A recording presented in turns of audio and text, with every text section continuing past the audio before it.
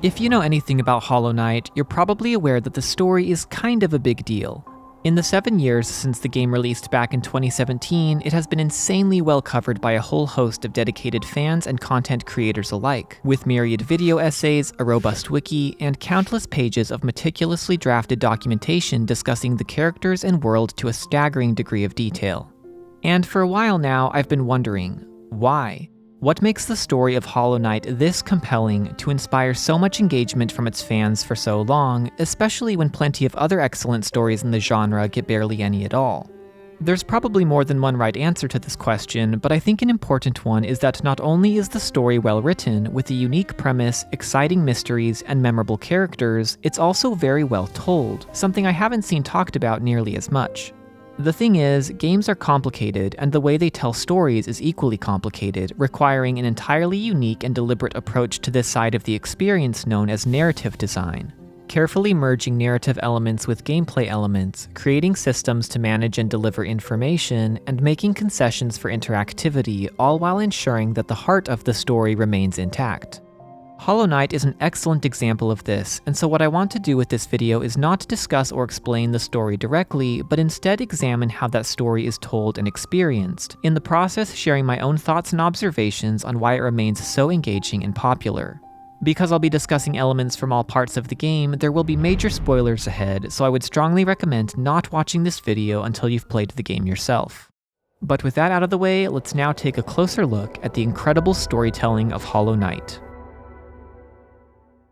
The vast majority of stories, whether for books, films, games, or any other medium, are composed of 4 fundamental elements: plot, lore, character, and theme. And while most game stories have all these elements to some degree, they often choose to focus on just 1 or 2. For instance, maybe the most important element is a plot that tugs on your heartstrings, a cast of characters you have to love or love to hate, or perhaps a preoccupation with deep themes like identity and the human condition. This approach is pretty standard across all genres and is entirely effective, but I'd like to propose that the reason Hollow Knight stands out is, at least in part, because it heavily relies on all 4 elements to tell its story, leveraging each one in creative ways to drive discovery, reward engagement, and promote mastery. The result is a story that feels complete in a way that is otherwise hard to achieve, and in the following sections hopefully that will start to make more sense as I discuss each element in depth. Let's begin with plot. Put simply, this is what actually happens during a story, any and all events in which the protagonist participates that drive the narrative forward.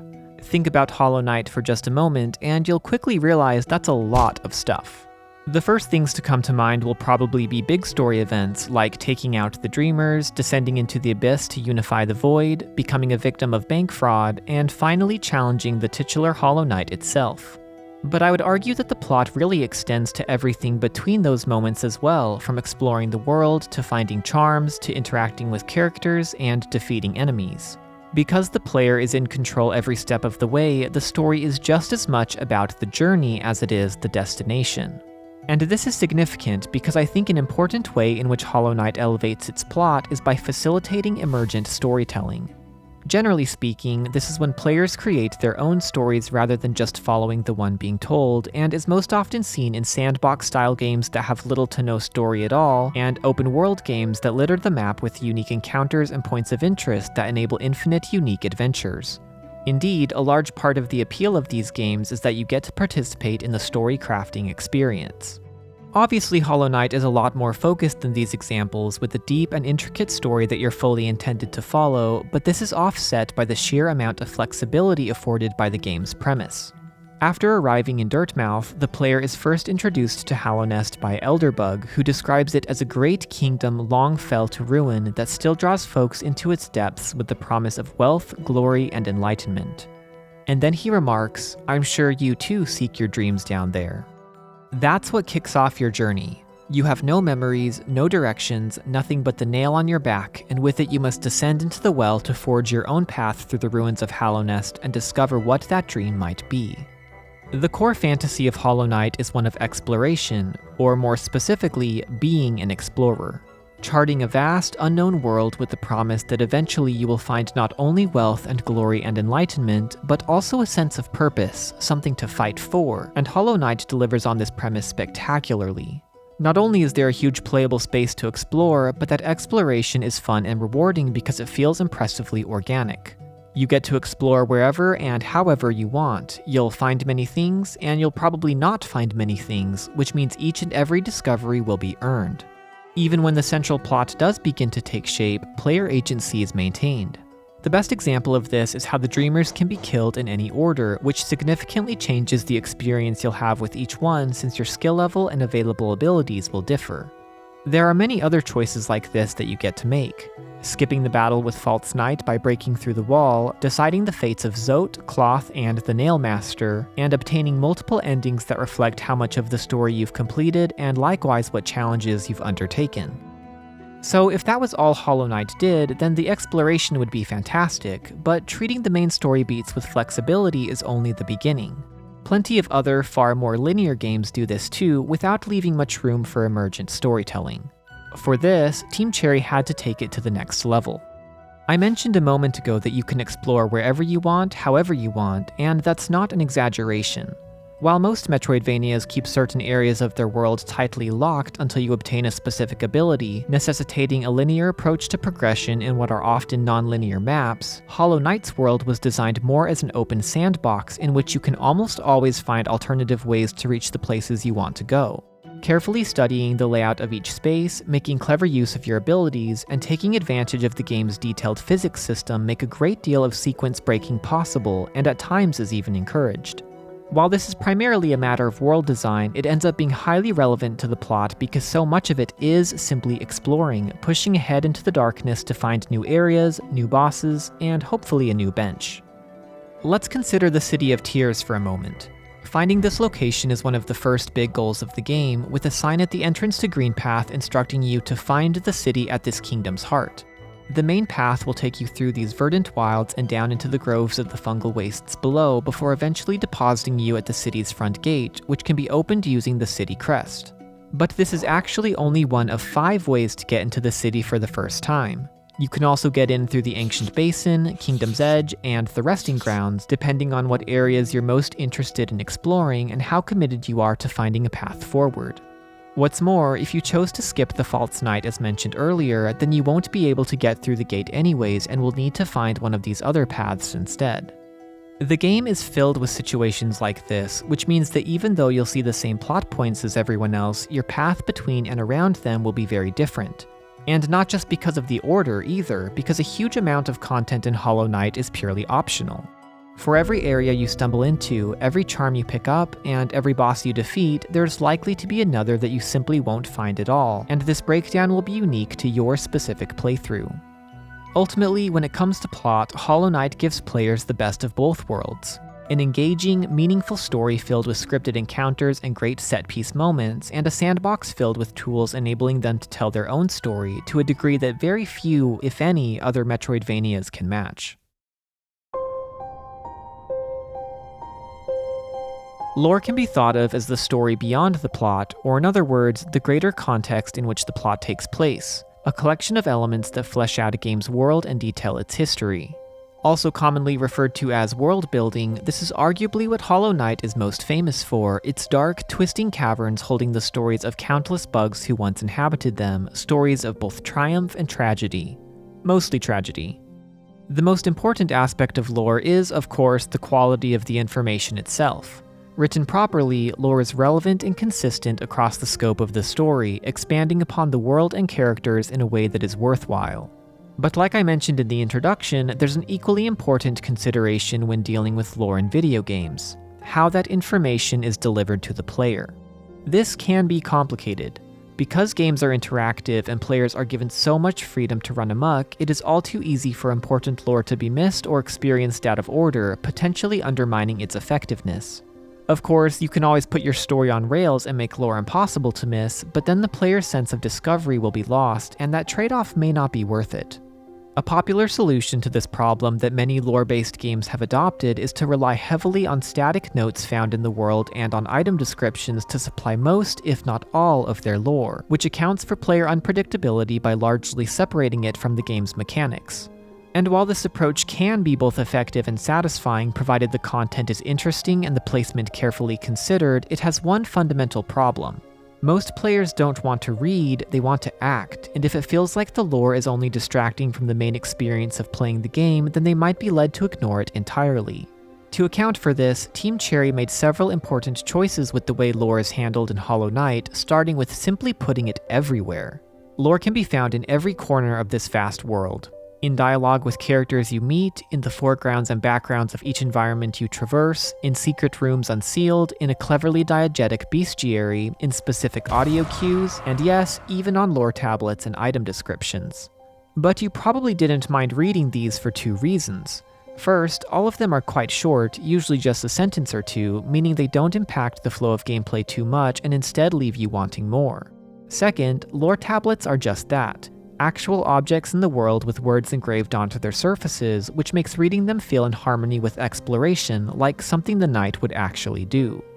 With so much lore present in the game and such a diversity of ways to find it, it's okay if players don't find everything so long as they understand the essentials of what is going on, a concept I'll circle back to in just a bit. But first, I want to address what is far and away the most impressive and game-changing element of Hollow Knight's lore: the Dream Nail. This item is granted to the knight early on following a run-in with the Dreamers, and upon claiming it you'll notice something odd. Unlike every single other ability and item in the game which is displayed on muted black, the Dream Nail is unveiled on brilliant, radiant white. This was likely intended to reflect the otherworldly nature of the tool, but is also quite fitting in the sense that the Dream Nail performs a unique function. It is first and foremost a story tool rather than a gameplay one. Now, don't get me wrong, collecting extra soul and traveling by Dreamgate are certainly useful, but the game would function just fine without these. Not so with the story. As explained by Seer, the kingdom is full of old memories, both beautiful and grotesque, and with the Dream Nail you can seek them out, gathering their lingering essence while learning the important information they hold. Continue probing the world around you, Seer says, and hidden things will reveal themselves. Once you take up this nail, the story is in your hands. It will not be told to you, but instead must be discovered by you, a distinction that makes all the difference. You're an explorer, remember?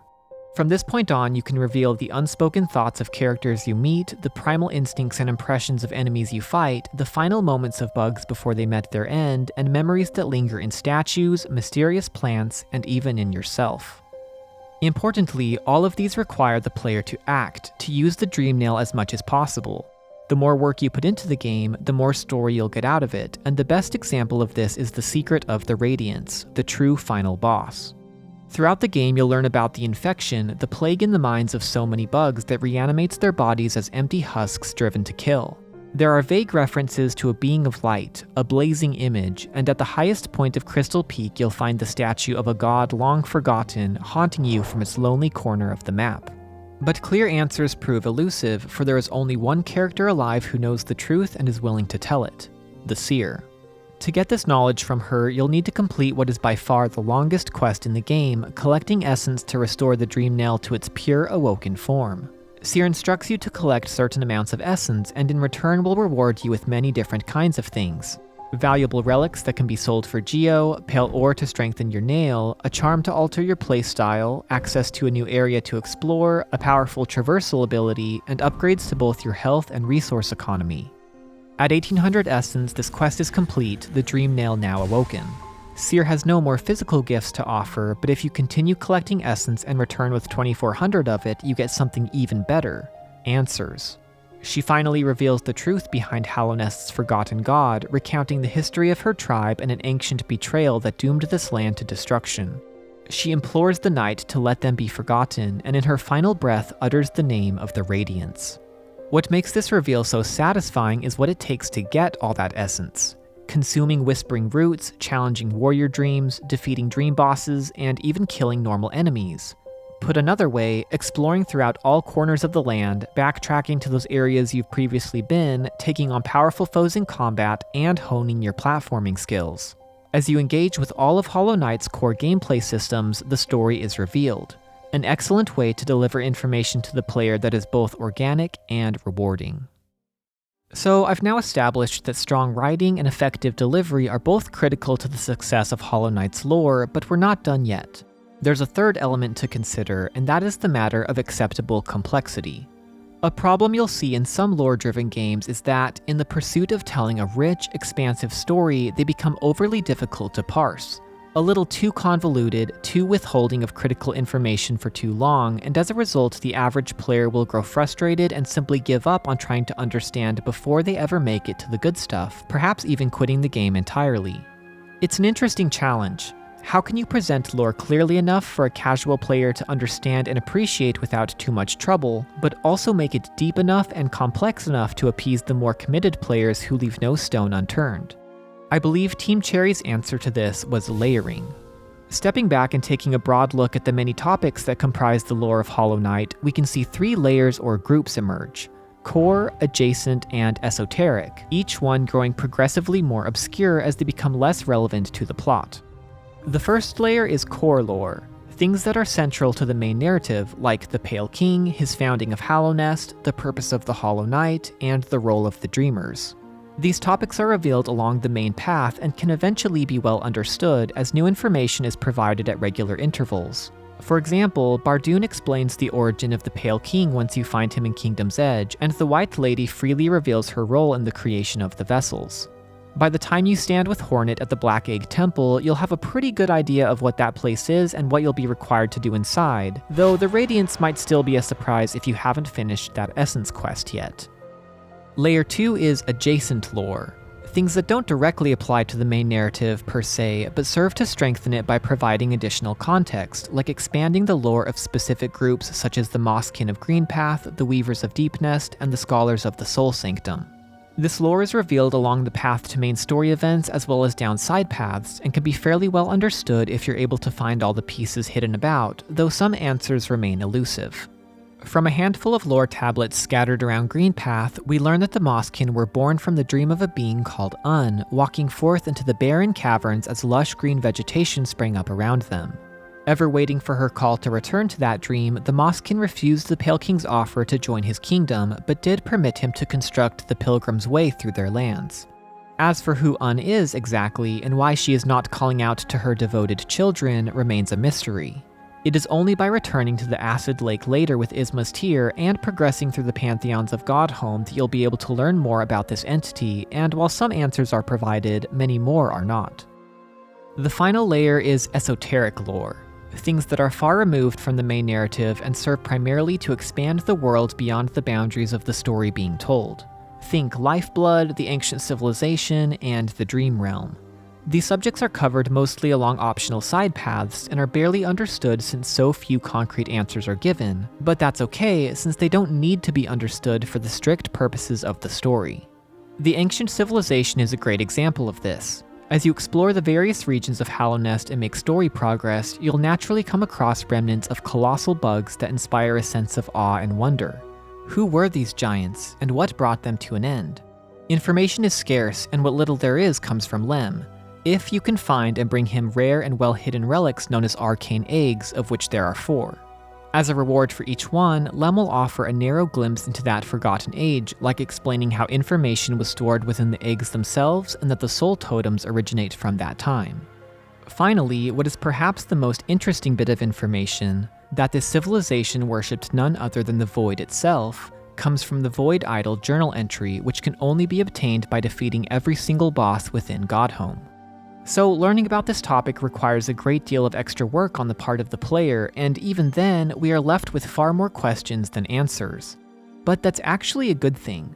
The decision Team Cherry made to push each layer of lore further out into obscurity ensures that casual players will be satisfied, since the most important mysteries will be resolved, while highly dedicated players will never be satisfied, for there is no end of secrets to explore and questions to ponder. Characters are the inhabitants of a game world, the ones experiencing the story firsthand, and ultimately the reason the plot matters. Placing an emphasis on characters within a story involves fleshing them out, making them three-dimensional by giving them personality and various ways to develop or change across the course of the narrative. Ideally, they should evoke an emotional response from the player, whether good or bad. Writing strong characters like this is never easy, though, and all too often it just doesn't happen. Many potentially interesting characters become defined solely by their function, relegated to being just vendors or easy sources of exposition, for example, with little attention given to their actual characteristics or background. And this is a real shame, because great characters are often remembered just as much, if not more, than the stories they spring from, and such an attachment can have a dramatic effect on player engagement. I think this is a big part of the reason why Hollow Knight has become so popular and enduring. The characters are such an achievement in their own right, so memorable and filled with life thanks to several key elements of their design, the first of these being their extent of expression. The way they look, the way they move and carry themselves, and the way they speak all reveal so much about their personalities, and it doesn't take long to get a clear impression of most characters the first time you meet them. This goes for all the characters. Quirrell is thoughtful, Tiso is belligerent, Oro is jaded, Zote is vainglorious, and Elderbug is old. Even the playable knight, who is supposed to have no mind to think, no will to break, and no voice to cry suffering, is actually very expressive and even endearing by virtue of its many animations that ground it in the world, whether that be scribbling on a map, changing stance when confronting danger, falling asleep on a bench, looking up to a taller character, or giving Grimm some serious attitude. This segues nicely into my next point, which is that the characters are also highly reactive. Just as Grimm has a bespoke response to having his bow interrupted, virtually all characters react to the knight's presence, appearance, and actions to some degree. Some will turn to face you when you walk by, as if interested to see what you'll do next, while others fall down at your feet in worship. They respond to changes in their immediate environment caused by your actions, notice both the charms you wear and the items you carry in your pockets, and don't appreciate being splashed. Overall, the characters feel very keenly aware of your presence in a way that is often surprising and always satisfying.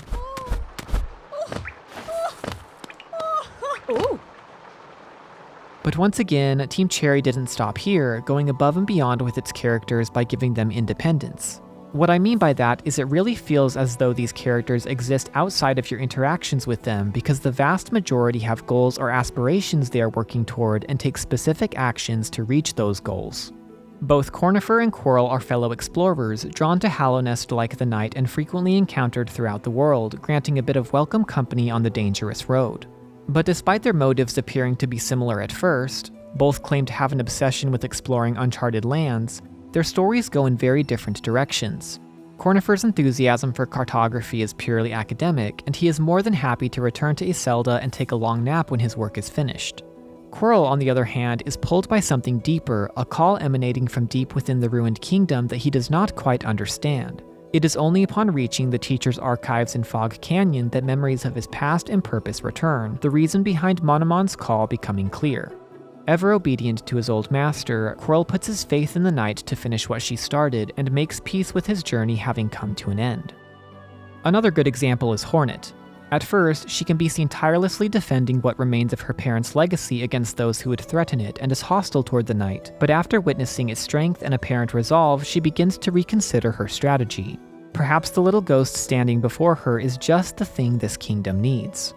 After testing its strength once more to be sure of her decision, she ultimately chooses to provide aid to the knight, both physical protection when the cast-off shell collapses, as well as guidance when it returns from the bottom of the abyss, now imbued with more of the Void's ominous power.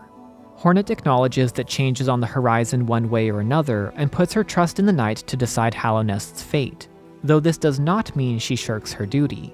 Let us not forget it is only through Hornet's intervention that the Radiants can be challenged and defeated, putting an end to the infection and bringing sweet quietus to the tortured kingdom at last. Admittedly, these three characters are more deeply written than most, but even side characters in Hollow Knight are given clear goals, motives, and outcomes. Zote is out to make good on a promise he made to himself long ago and triumphs in spectacular fashion. Millabelle is out to make off with your hard-earned Geo and triumphs in spectacular fashion, and Divine just wants a little snack. Not all characters fit this description, but you'll notice that many of those who do not have a current goal used to have one. Maybe they retired and are now pursuing new interests. Maybe they are stuck in the past, desperately clinging to the ever-fading memory of a happier time. Perhaps they have experienced such devastating loss of what was or what might have been that they now live only a shadow of the life they once lived. The diverse inhabitants of Hallownest run the full gamut of human emotion, from euphoric highs to oppressive lows. They laugh, sing songs, fall in love, and enjoy the simple pleasures each new day brings, while others hold grudges, wallow in grief, or feel crippling fear and self-doubt. In a way, you could say that every bug in this world is the main character of their own story, and the knight's path simply crosses through them. While some of their fates can be altered by your choices, many cannot, and most were decided long ago. But regardless which of these is true, it is a simple joy to share their stories nonetheless, and that is a beautiful thing indeed.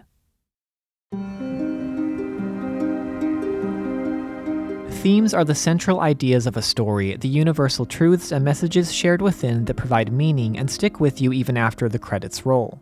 If characters are the reason the plot matters, then theme is the reason the story matters. At least most of the time. Not all games place an emphasis on theme, but those that do generally incorporate shared experiences, showing them from a new angle or incorporating moral dilemmas, philosophical musings, or even simple life lessons, all of which ground the story in a relatable way. Hollow Knight does an excellent job of gradually introducing new themes to consider over the course of its story, and it cleverly ensures you will be interested in them by way of weaving these themes into the game's many mysteries. This is especially true of the core mystery surrounding the Pale King himself. At the highest level, the story of Hollow Knight is a cautionary tale about the futility of seeking immortality, whether for yourself or for your legacy.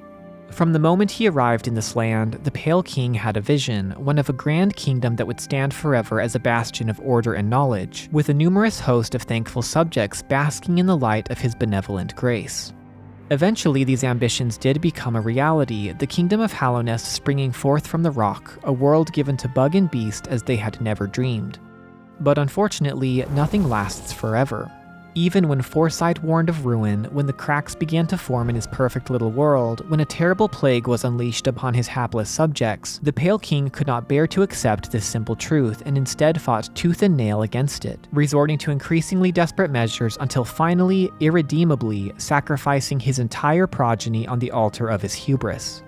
An arrogant king, a vengeful god, and a lost generation caught between them, forced to suffer the consequences of an ancient sin not their own. No cost too great. Unless there is. It's a powerful idea, but one that takes a long time to come to fruition since it becomes clear only as you piece together the story around it. And this is only one of many themes in Hollow Knight treated this way. Other questions the game asks include, what does it mean to be hollow? Is such a thing even possible? What does it mean to wear a mask, a face that is not truly your own? What is the point of precognition if you can't change the foreseen future? Are good and evil just a matter of perspective? And do you really understand whom or what you worship? Hollow Knight is a dark game full of endings, both for its characters and for you, the knight, but those endings do not define it. For it is equally a game full of hope that looks to the future, repeatedly showing how the cycle of life continues one way or another, one generation to the next. Nothing lasts forever, but that's okay. Death begets life, and with every end comes a new beginning. So that is the storytelling of Hollow Knight. A winning combination of plot, lore, character, and theme, cleverly working in tandem with gameplay systems to create a truly one-of-a-kind experience.